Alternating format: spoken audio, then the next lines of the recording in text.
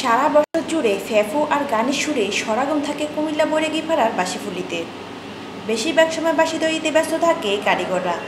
তবে চাহিদা থাকার পরও পুঁজির অভাবে সরবরাহ করতে পারেন না বাঁশি।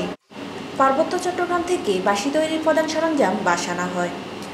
বর্তমানে যাতায়াত খরচ আর বাঁশের দাম বৃদ্ধি পাওয়ায় তেমন একটা লাভ হচ্ছে না কারিগরদের। তার উপরে রয়েছে পুঁজি সংকট।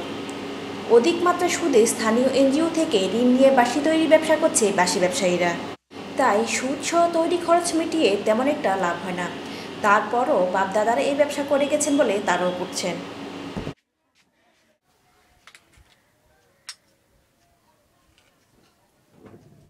পুরুষ থেকে তো আমরা এই কাজ করতেছি, আমরা অন্য কোনো কাজ না। আপনার কাজে এইটা এখন বর্তমানে চলতেছে বা করি মোটামুটি কোনো রকমে জান্ডা বাঁচাই আর কি, এই অবস্থা। এর বেশি কিছু করার নেই। বিভিন্ন জায়গায় চলে, নোয়াখালী, চিটাং, যশোর, বরিশাল, অমনি হেমনে সব জায়গায় বাঁশি চলে।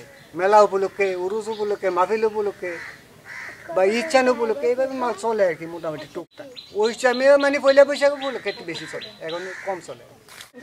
আমরা তো টাকা পুঁজির জন্য পারি না, পুঁজি দিতে পারি না। তো কিস্তিতে টাকা লই, অনেক টাকা সুদ নেয়, কম কম লাভে টাকা টুকা ঋণের ব্যবস্থা করে তো আমরা আরো পুঁজি বেশি করে লাগে, একটু কাজ কোনো ভালো করে করতাম বা একটু সংসারে ভালো উন্নত চলতো। যেভাবে চলি কোনো রকমে শ্বশুর শাশুড়ি বা বাসির কাজ করতে আছে, এমন আমরাও করতে আছি, এটা দিয়ে কোনো রকম চলতে আছি। অনকা বেশি চৈত মাসে বেচা কিনি, অনকা এত বেচা কিনিও না, এটা দিয়ে কোনো রকম চলিয়ে দিই। বাচ্চাগুলো পড়ালে এটা দিয়ে কোনো রকম করি, আর কোনো কাজকর্ম করার মতো আমরা আর কিছু নেই। সারা বছর টুকটাক কাজ করলেও বৈশাখ মাস আসলে বৈরাগীপাড়া প্রাণচঞ্চল হয়ে ওঠে। তবে এখানকার নারী পুরুষরা শুধুমাত্র বাঁশি বানানোর কাজই করে থাকে। ৮ প্রকার বাঁশি তৈরি হয় কুমিল্লায়।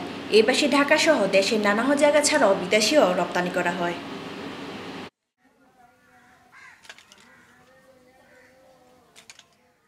একজন কারিগর দিনে প্রায় 100 খানেক বাঁশি তৈরি করতে পারে। একটি বাঁশি তৈরি করতে প্রায় 11 দফে কারিগরের হাত লাগে।